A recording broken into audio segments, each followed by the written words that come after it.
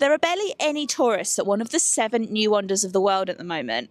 I'm in Petra in Jordan, and it is so quiet. Down a dusty highway is the ancient Nabatean kingdom of Petra.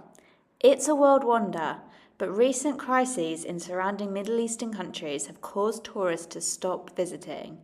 But the country of Jordan remains safe and welcoming. I wanted to visit Petra and see what it is really like at the moment. So let's explore over the next couple of days. We're on our way to Petra now. We've been driving from Wadi Rum up the desert highway and we've just turned onto the King's Highway. This is the oldest continuously used road in the world, which I had no idea about before I came to Jordan. It was originally formed to connect Egypt and Arabia, and it's at least 5,000 years old, maybe even older. We just stopped to get a photo with this sign. We're going to be driving down it to get to Petra. This highway is all but deserted. It's completely different to the desert highway since we've just been on, and the terrain is really different as well. Like, the desert highway looked a lot more, well, deserty, I guess. And it had those magnificent rocks, as you can see from the wadi, whereas here it's more like shrub. It's just like scrubby. And the mist is misting, the mist is rolling in. We're going up to between 800 and 1,000 metres, so it's going to get a bit chilly, I think. We just got out of the car then, it was windy and it felt cold. But yeah, it's almost a bit eerie, like, where is everyone? The King's Highway dates back to the time of the ancient Egyptians, and it was originally made to link, what was the name of Cairo at the time? Heliopolis, I think. Heliopolis. Oh, no, that's the Greek name. Oh, okay, that was the Greek name of Cairo. I don't know what they did. Oh, okay. It would have been Memphis. Memphis area. Oh, yeah, we went there, didn't we? Yeah. Outside Cairo. So it was made to link, like, ancient Cairo to the Middle East, basically. So it went from, Memphis, Cairo, Heliopolis, whatever you want to call it. Then it travelled to the Sinai Peninsula and then into Palestine. And then it went through to Jordan, I guess. Yeah, through Palestine, Jordan, and then up into what's now Syria. Up into what's now Syria? Back to the Euphrates River. Okay. So basically, it was connecting ancient Egypt with Mesopotamia. Yeah. And everything in between. Yeah, and that's where it ended. I think so, but there would have been more trade. It was part of a big network of ancient trading routes, basically. Yeah. So from there, you probably could have taken another road somewhere else. Yeah. Here's the Petra view. It's the second best view in the world here. I don't think we're going to get much view. Yeah, I guess so. I mean, it's the second best view in the world, apparently, so... So here we have it, the second best view in the world. I don't know where the best is. This is pretty nice, to be fair, but it's a bit cloudy today. If I'm completely honest with you, I'm not sure what Petra's going to be like today. It is windy and cold. Petra, what do you say? Do you reckon this is the third best viewpoint in the world? Yeah, maybe. Let's go and have a look. Although again, can't see that much. Oh, and the wind is just, it's a really, really cold wind. Oh, but it's quite cool there. I don't want to get too close as it looks quite sheer. Oh, there we go, that's pretty nice. I'm guessing on a clear day you can see the Dead Sea. Alas, it is not a clear day, so I'm not getting much closer to that. Come to Jordan in February, they said. We've walked out of our hotel and Petra's pretty much there, but we've got to walk down this really steep hill to get there. I am hoping that when we get into the valley a bit, the wind will be less strong. So you can see the Jordan flag flying high at least. And as I'm sure many of you know, Petra is one of the 7 new wonders of the world. I think that's the official name. So I'm looking forward to seeing another one. I think it will be my 4th. I think it will be Rich's 5th. I've not seen either of the ones in South America, and I've not seen the Taj Mahal. So the 7 wonders are Petra, Taj Mahal, Christ the Redeemer, Machu Picchu, Chichen Itza, which I've seen, Great Wall of China, which I've seen, and the Colosseum, which I've seen. This canyon is really stunning. Look at that. We've got my mum's recipe restaurant and my dad's supermarket. If you've watched my other Jordan videos, you'll have heard me talk about the Jordan Pass. So this is a pass that gets you into over 40 sites, and it also waives the visa fee. So we made most of our money back just by not having to pay for the visa, and then we got into a couple of places in Amman with it as well. It also includes the Hejaz Railway, which we took yesterday. But the other big benefit is that the tier that we bought includes 2 days of entry into Petra. So we're going to use them to get into here now, and I will write the price on screen as to how much it would cost to enter otherwise. We met up with our tour guide, Motassem, and the first topic of conversation was just how quiet Petra is. This year compared to what's supposed to be, it's much less due to the ongoing war. Yeah, of course. Yeah, but hopefully the war ends soon and everything comes back to the normal. Hopefully it will improve again soon, because here is very safe. Yes, it's very safe. So Petra was a Greek name, and it was a Nabatean city, and they settled here for a few different reasons. Partially because it was in kind of a valley, so it was quite protected from the strong elements of the desert and not too much extreme weather. It has calmed down a bit. It's better than it was earlier when we were like right on top of the hills now. And also because it was close to trade routes, aka the King's Highway, which was already there. And there were Arabian peoples, Arabian desert tribes. Nobody knows exactly where did they come from, but Nabateans were not only one tribe, they were a group of tribes. And they had different backgrounds. That's why we have many designs, as you will see later. Motassem also explained that Bedouin people had been living in the caves in Petra until around the 1980s. Why? Because these caves were warm and safe compared to the Bedouin tents. So coming here only during the winter time, after winter time, they go back to stay in the Bedouin tents. That's why if you go inside most of these caves at the ceiling, you can see the black color made by the fire smoke, which confirms that at least from time to time they were coming and sleeping inside these caves. And when did the Nabateans first come here? Yeah. The first mention of them in the historical resources as a political entity, as a kingdom, dating back to 312 BC. That was the first mention. Okay. But mostly the Nabateans came before that time. Okay. Yeah. Yeah. So maybe it could be the 5th or the 6th century. Oh, okay. The middle of the first millennium. yeah. Oh, so that's interesting. This facade has sort of Greek influences at the bottom with the pillars and Egyptian influences at the top with the pyramids, and that demonstrates how the Nabateans were very open to trade and getting ideas from different groups all over sort of the Middle East, Mediterranean and North Africa. Every year we have floods from here, and we need to prepare also for the floods by cleaning the paths and removing these sediments. What month do you usually have floods? October, November, December, January, February. Oh, really? Sometimes even after. Oh, wow. Before 2 years we had in June. Really? Yeah. Oh. And usually when it happens, it comes in a big amount in a short time. Yeah, like means flash flood. You have more, yeah. Yeah. I can imagine this area can flood a lot. Just stumbled upon some sort of Russian television show being filmed. Don't know if it was like a travel show or what. But anyway, we had to wait for a few minutes so they could get the take. But we've been allowed through now. So we're back walking through the valley. Here's the engraving of a camel. You can make it out.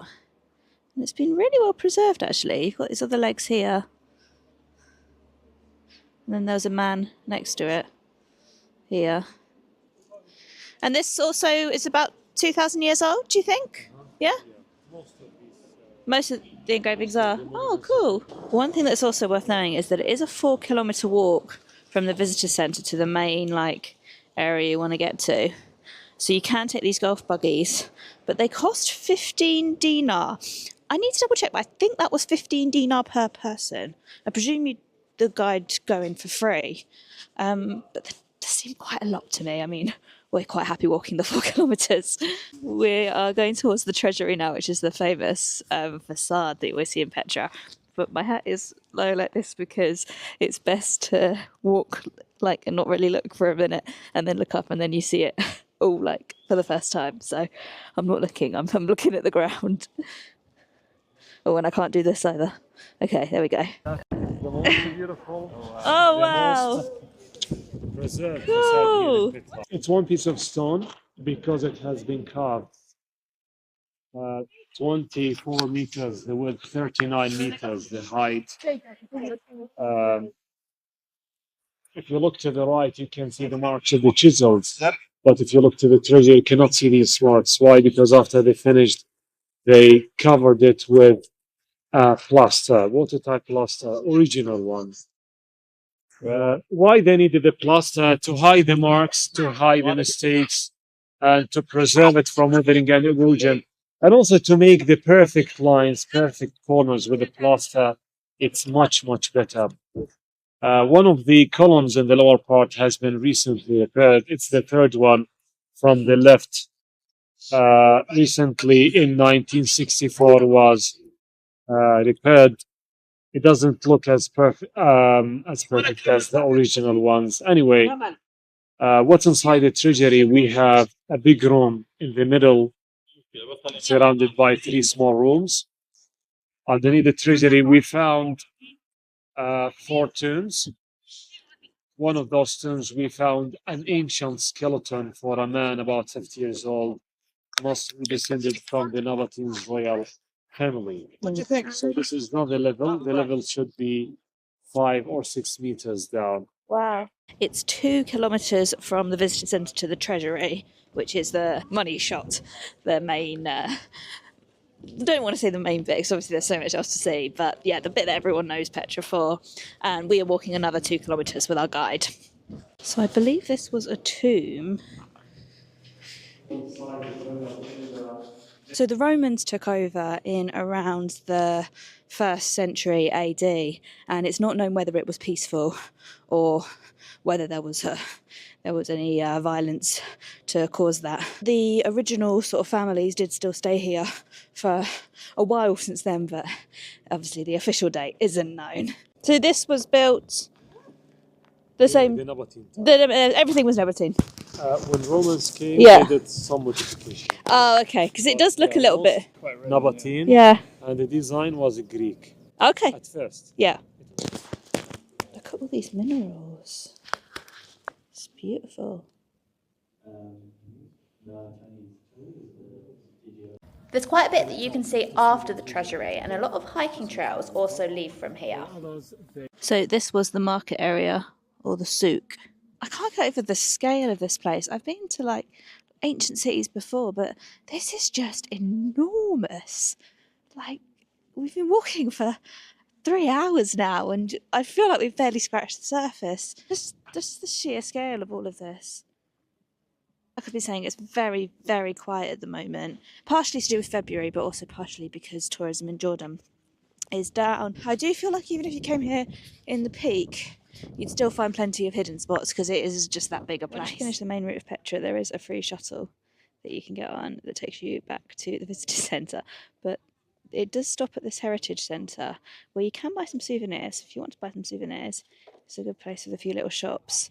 But the only catch is that you have to get off the bus and you have to wait for 15 minutes outside before you can get back on the bus. A little bit concerned because I left my coat on the bus and now it's disappeared. Hopefully it's coming back. Petra day number 1 is complete, and we left feeling very hungry and quite tired. So we've come to this restaurant, what's it called? Red Cave, which is Bedouin cuisine. And I have got an orange juice, which I've really been needing. And we've got a couple of dishes coming. Can't remember what they're called at the top of my head. Can you remember? I have to look at the menu. We've got a salad, and then we've got a couple of hot dishes as well. This is a fattoush salad, and we also got some complimentary hummus. This one is galaya? Galaya, yes. Galaya, and this one is Sawani. sawani. These are both Bedouin dishes, and they are traditionally made with meat, but we've got them both just with vegetables. And honestly, A plate of vegetables is really what I needed. A few hours later, we're just going up to the rooftop just to see it. That's the restaurant. We're staying in Nomads again. There's a Nomads Petra as well. Although, did they say it's a different brand? Yeah, it does look different. Oh, okay, so it is a different brand, but similar vibes, isn't it? So we're staying here again. It's really good for the price, actually. The room's nice, isn't it? This is nice. You can get wine and beer. There you go. Oh, it's Jordan River wine. So you can get Jordanian wine, beer. It's not that bad, actually. If I fancied a bottle of wine. I was saying talk earlier. This is lush. It's kind of a lot more enclosed than most rooftops. It's more like a high bar, isn't it? But you wouldn't really want to be on like a proper rooftop at the moment because it's pretty windy. But yeah, this is really nice. Shisha, wine, beer. So this is our room. Now I booked this on booking.com and I literally paid like, I think £33 for it. It's super nice. Huge bed. I think that's 2 beds pushed together. Yeah, and same as the last Nomads we stayed in. We've got kettle with tea bags and water. Bathroom is pretty standard, but pretty good. I'm sure the shower will have hot water. So I paid £33 for both of us, and it includes breakfast. Such a good deal. This is the breakfast at Nomads Petra. Pretty decent. There's like a buffet here where you can grab all your stuff. They've got hummus, fruit, shakshuka. And over there, there's a few juices and things. Tea and coffee. And you get this amazing view.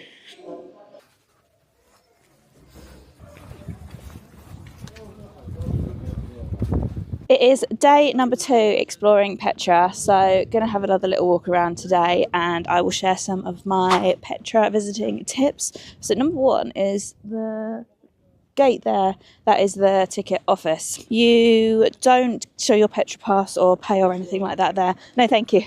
You have to go to the visitor centre first. Either scan your Jordan pass, which I highly recommend you get, or pay for a ticket, and then they'll give you a ticket and then it's just scanned there. And then you walk through and you're here. Now, just after you walk through the gate, you get to this area and there's some horses just on the left hand side of me here. Now, you are told that this is included in the price of your ticket. But what you aren't told is that there is a expected obligatory tip which you pretty much have to pay. So I've no idea how much this tip is, and apparently it can seem bad if you don't pay it. So do bear that in mind if you do want to take a horse. I mean, we're just walking and it's quite a nice track to walk on. So if you like walks, you know, it's decent. But bearing that in mind, do wear very comfortable shoes because you are going to be doing a lot of walking. The only other option is you can rent a golf buggy. But this is 15 Jordanian dinar per person, which is like £17-18. So maybe don't recommend that. As soon as you walk in, it is a really beautiful scenery. Let me zoom you in a little bit. Really nice. There are people who are buried in these caves. Yeah. So these are gin caves, not to be confused with the alcoholic drink. Gin was said to be an evil spirit, and we think people were buried here, but they said that they had the gin, so people would not go and rob the graves because there was a lot of grave robbers. They thought people would stay away if they said they had these evil spirits.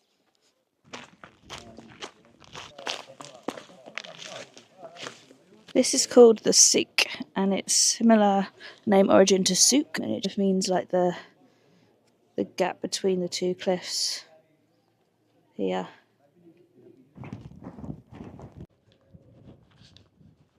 I just want to stress what this is. This is the main tourist trail leading up to the main site of one of the 7 new wonders of the world, and it is this quiet.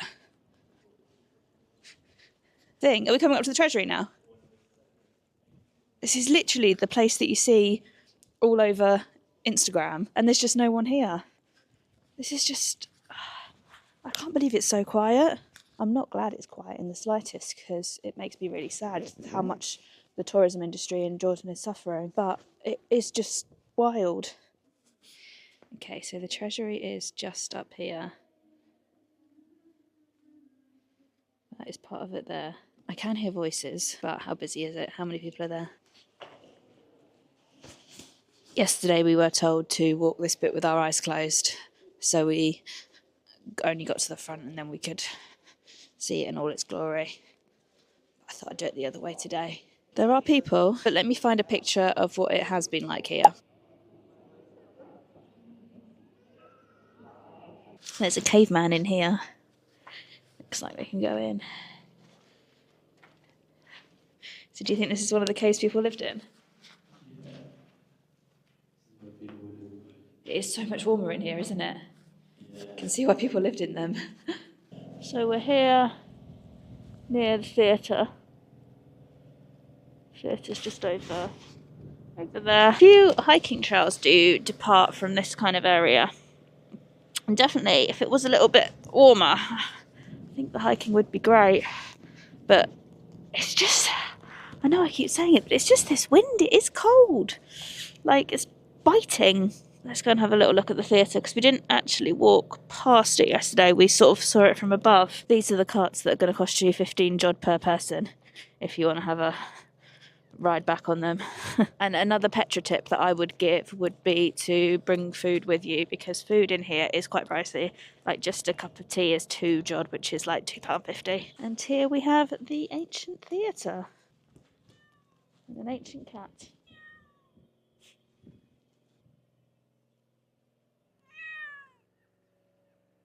We've just left Petra and we're going to get back on the road in a moment, but I did just want to get some supplies from the shop up here.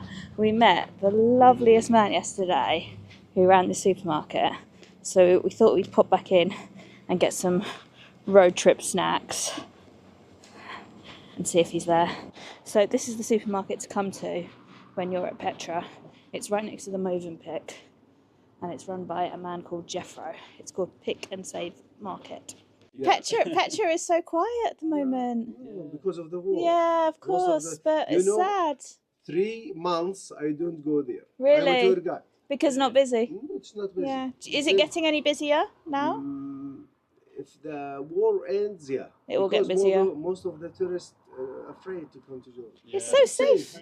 It's so safe. Yeah. And you are lucky to come in this Yeah. Safe. Nothing happened. Yeah. It's much safer than England. How much are your dates? Which one? These ones? 2.5. 2. 2.5. Okay. 2 is okay. This is Jordanian majhul.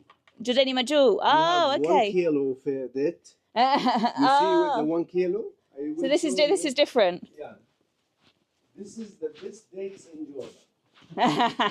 You know, this is very famous. Yeah. Where do they come from in Jordan? From Wadi Rum, we have a lot of farms. Make sure you come here to get anything you need when you're in Petra. Genuinely the nicest guy. He gave us tea yesterday. Today he gave us an extra cookie with dates inside, and just a really good chat. Like, he'll just stand and chat to you for ages. He was saying he's a tour guide, but he's not been there in 4 months, like into Petra, just because of the lack of tourists. It's crazy. Thank you so much for watching this video. I think Petra is well worth a visit anytime, but it's a fantastic opportunity to support the Jordanian tourist industry at the moment. I hope I'll see you in the next video.